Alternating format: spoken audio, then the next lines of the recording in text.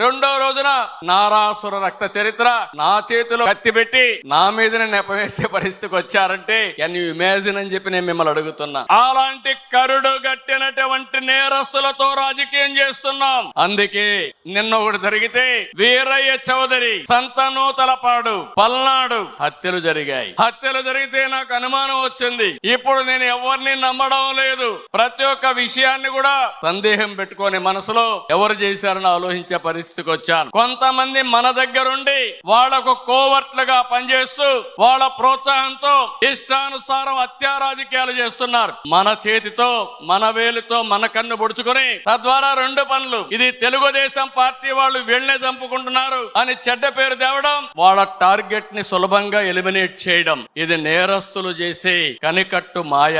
అందుకే చెప్తున్నా, ఎవరైనా సరే మన కార్యకర్తలు కూడా ఇలాంటి తప్పుడు పనులు చేస్తే ఏ కార్యకర్తను కూడా నేను ఉపేక్షించనని మరొక్కసారి మీ అందరికీ విజ్ఞప్తి చేస్తున్నా.